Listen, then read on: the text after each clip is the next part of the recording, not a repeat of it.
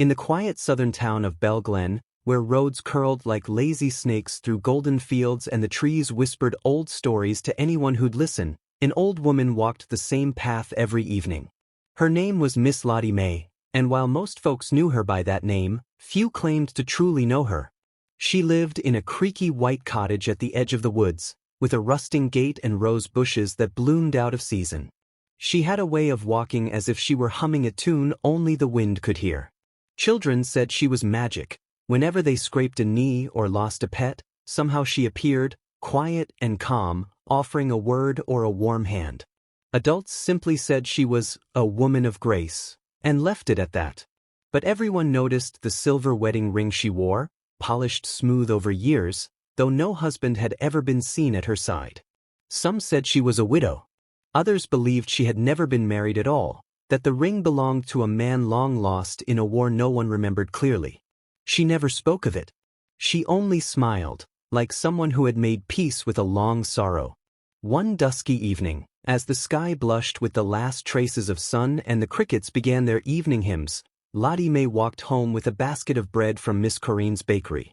The road was dry, lined with faded wildflowers and soft with dust. As she neared the turn before her gate, she saw someone, just ahead, slumped near a crooked fence post. A man. He sat with his knees drawn up, elbows resting on them, head bowed low. From a distance, he looked like a bundle of rags left out too long. She paused, her eyes steady. Rumors had passed through the town earlier that day. A prison bus had wrecked on the highway outside Bell Glen. Most of the inmates had been accounted for, save one. People talked in hushed tones at the general store. They locked doors earlier than usual. But Lottie May didn't turn back. She stepped forward.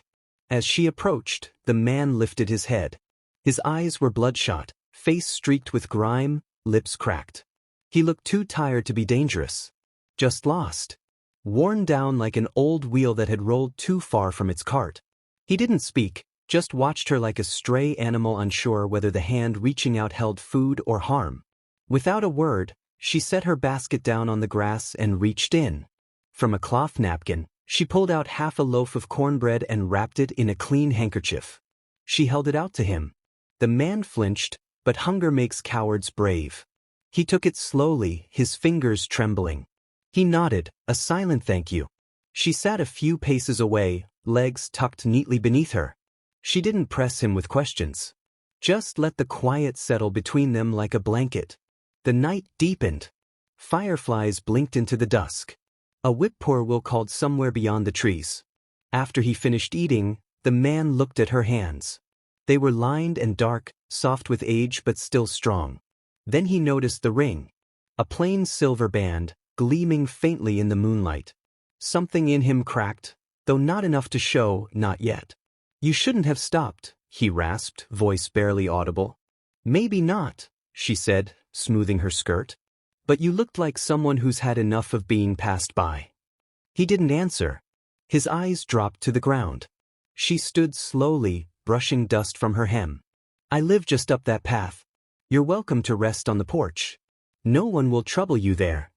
He looked up, unsure whether to believe her. Why? She met his gaze. Because someone once gave me a place to rest when I had no name worth speaking. The man said nothing, but after a few moments, he stood. His movements were stiff, like a man who had spent too many nights on concrete. He followed her, a step behind, watching how she walked, steady, unrushed, as if she had all the time in the world. They reached her cottage as the first stars began to shimmer. The porch light buzzed faintly, drawing moths into gentle spirals. She opened the screen door, motioned to the old wooden bench by the window. I'll bring out some water. You can sit a while. No questions tonight. He nodded again, throat too thick for words. Inside, she moved quietly, setting a pitcher and a glass on a tray. Through the window, she saw him run a hand through his hair, press his face into his palms. Something about the way his shoulders shook, not quite crying, not quite silent, stirred something ancient inside her. She stepped out, placed the tray beside him, and offered one last look before retreating into her house. He sat in the warm glow of the porch light, gripping the glass tightly. That night, The town lay quiet beneath a sliver moon. Crickets sang. Leaves rustled. And on that porch, a man with no name and a woman with a ring watched the dark hold its breath. Something had begun. Neither of them knew what just yet. But the road had brought them together for a reason, and the dust it carried had yet to settle. The morning light filtered softly through the trees, casting long shadows across the porch where Isaiah sat, still stiff from the night before. The coolness of the dawn clung to him, a silent reminder of how much he'd longed to feel the touch of kindness again. The porch swing creaked as he shifted, the smoothness of the bread Miss Lottie had given him now sinking into his stomach, though the hunger in him went deeper, much deeper, than what food could fill. He'd slept fitfully, his dreams haunted by the faces of people he'd lost, by the screams of a life he never wanted, by the guilt that clung to him like smoke. And yet, there was something peaceful here in the quiet house, something that tugged at his heart as he watched the morning unfold. The town beyond Miss Lottie's porch seemed to sleep on, unaware of the storm that churned inside him. Miss Lottie stepped outside, a soft presence against the hard edges of his thoughts. She smiled at him, that same warm, unhurried smile she always wore, though her eyes held a quiet weight. She handed him a cup of water, her fingers brushing his hand for a moment, and in that touch, he felt something shift inside him. Maybe it was the way she never judged, never asked questions. Maybe it was the simple act of being seen that made him feel human again. "I have some biscuits inside," she said softly. "Might help settle your stomach." Isaiah didn't move. He just stared at her, wondering what kind of woman could carry such calm in a world that had so often shown him its sharpest edges. There was no pity in her gaze, no suspicion, just the quiet expectation that he might simply exist in her world for a while. "I'm not used to this," he said, his voice rough from both lack of sleep and something else, something deep he didn't quite understand yet. She chuckled softly, a sound that seemed to float through the air like a song from another time. "None of us are. But sometimes, being here is enough." Isaiah's chest tightened at her words. There was so much more he wanted to say, but the words felt heavy, thick in his throat, as though they had been waiting to be let out for far too long. Instead, he focused on the rhythm of her movements as she made her way back inside the house. He waited until she was out of sight, his hand tightening around the empty glass. His eyes dropped to the dirt path beyond the porch, his mind restless, chasing shadows. What was he doing here? What kind of man had he become, to wander into a stranger's life, to ask for refuge when he had nothing to offer in return? And then it hit him. His past was chasing him. It was only a matter of time before someone figured out who he was, before they pieced together the name that followed him like a curse. Isaiah knew it wouldn't be long before someone came looking for him, whether the law or someone from his old life. The storm inside him began to swell again, a slow rise of panic that made his skin feel tight. The words from his past echoed in his mind, fragments of conversations long buried. He could hear his mother's voice now, soft and broken, telling him to run, to never look back. But even then, the shame had crept into his bones, the guilt he could never outrun. "Isaiah!" Miss Lottie's voice broke through the haze of his thoughts, gentle as ever, though he could hear the concern underneath it. He looked up, startled, and saw her standing at the door, her figure framed by the soft light from inside. She didn't move, didn't press him, but her presence was a quiet invitation, an offering of safety, of understanding. I'm not the man I should be," he said, his words tumbling out as though they were held back by a dam too fragile to hold any longer. "I've done things. Things I can't fix. Things that—" He faltered, unsure how to continue. She didn't speak, but her eyes stayed on him, steady, unwavering. "You think you're the first to carry a weight like that?" she asked, her voice low and calm. "We all have our storms. You don't have to bear them alone."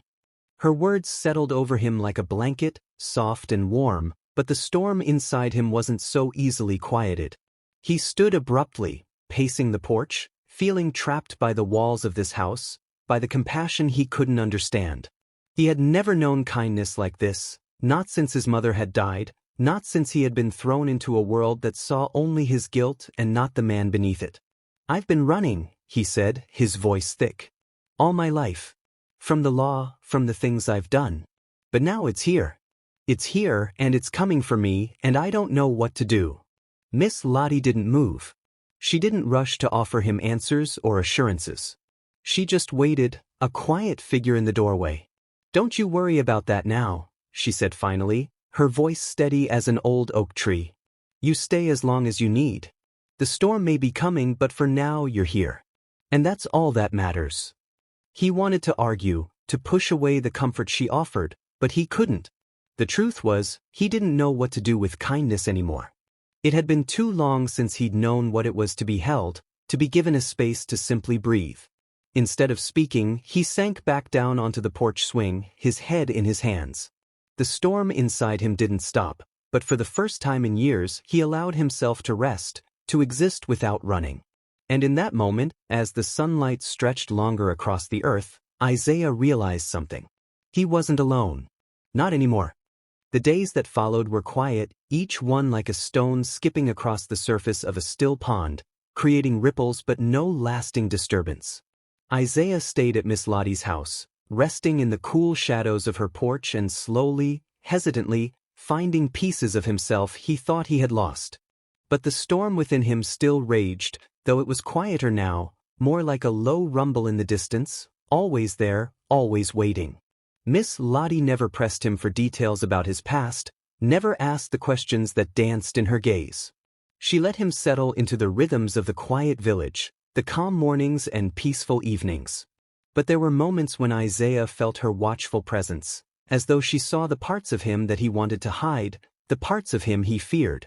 One afternoon, as the sun hung heavy in the sky, casting long shadows across the fields, Isaiah found himself staring at her ring again. It gleamed in the light, a simple silver band that seemed to hold more than just the passing years. He had seen it every day since he'd arrived, but today, something about it caught his eye more sharply, like a thread pulling at the fabric of a memory he couldn't quite grasp. It wasn't just the ring itself, it was the way she wore it, worn, polished, and steady. There was something about the way she held herself, something quiet in her gaze when it drifted to the ring, that told Isaiah this wasn't just any piece of jewelry. This was a part of her story. The storm inside him stirred again, not with guilt this time, but with curiosity, a desperate need to understand, to piece together the things left unsaid between them. He found her by the well later that evening, her hands steady as she pulled up the bucket of water. The sun was low, casting a golden light over the village, making everything look as though it had been dipped in honey. Miss Lottie smiled as he approached, but her eyes were unreadable, like she already knew the question he was about to ask. "Miss Lottie," he began, his voice hesitating. "That ring. The one you wear. What does it mean?" She didn't flinch, didn't look away. She simply continued drawing the water, her hands graceful in the movement. When she finally spoke, her voice was as soft as the evening air. "It means the same thing it always has," she said, her tone simple, but there was a weight behind it. "It means that some things are meant to be carried, even when they're heavy." Isaiah waited, his breath caught in his chest. He wanted to press her, to demand more, but something in the way she spoke made him hold back. Instead, he watched her, the way the light caught the edges of her silver hair, the way she seemed to exist as though she were part of the land itself, rooted deeply in the soil of time. Who was he? Isaiah asked quietly, unable to hold back the question any longer. Miss Lottie's hands paused for a moment, the bucket suspended in the air, before she set it gently on the ground. She turned to face him fully, her eyes searching his as though weighing something. Then, slowly, she took a step closer, closing the space between them, and for the first time, Isaiah saw the depth of grief in her eyes, a grief that was old, but still sharp enough to cut through her calm exterior. "His name was Samuel," she said, her voice soft, as if saying the name out loud brought him back to life, if only for a moment. "He was my husband. We had a good life, Isaiah. A peaceful life." Isaiah felt a tightening in his chest, his breath slowing as he listened. He hadn't expected this, hadn't expected her to answer so plainly, so simply. He thought of his own past, the things he had done, the lies he had lived with. For the first time since coming to Bell Glen, he felt the sting of his own shame, sharp and biting, and yet, For some reason, he couldn't look away from her face. "We lived here, in this house, in this village," she continued. "I was young and he was everything to me. He built this house with his own hands, planted the trees that shade us now. We had dreams, Isaiah. A future that stretched out before us like the fields in spring." She paused, her gaze drifting to the horizon, where the last sliver of sun was disappearing behind the trees. The wind rustled the leaves above them, and for a moment, the world seemed to stand still, waiting for her to finish. "But the war came," she said softly, "and Samuel went off to fight. He promised he would come back. He promised me we would finish our lives together." Isaiah swallowed hard, the words sitting heavy in his throat. He could feel her pain, raw and real, like a wound that had never fully healed. He wanted to reach out, to comfort her, but he didn't know how. He was a man who had spent most of his life running from everything, and now, here, with this woman who had suffered so much, he felt small, inadequate, as though his very presence was a reminder of the things he could never undo. Miss Lottie didn't look at him, but he could feel the weight of her memories pressing down on her.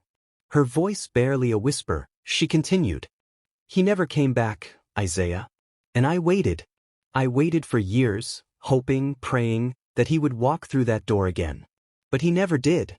I found out later that he had died on the battlefield, but by then, the years had taken me far from where we had been. And this ring." She touched the silver band on her finger, her thumb brushing it softly. "It's the only thing I have left of him." Isaiah didn't know what to say. He couldn't find the words to comfort her, because what comfort could there be for such a loss? All he could do was stand there, feeling the weight of her grief settle over him like a shadow. "I didn't know," he said quietly, his voice hoarse. "I didn't know." She turned her eyes to him, and for a moment he thought he saw something in them. A flicker of recognition, of understanding. She reached out and touched his shoulder gently, a simple gesture, but one that seemed to say more than words could. "You've been running, haven't you?" she asked. Isaiah's heart pounded in his chest. The storm inside him, the one he had kept locked away, stirred again, stronger this time. "Yes," he whispered. "I have." She smiled, but there was no pity in it, no judgment. Only quiet acceptance. "We all run, Isaiah. Sometimes, we just need someone to help us find our way back." And in that moment, Isaiah realized that Miss Lottie wasn't just offering him refuge from the storm. She was offering him a chance to stop running.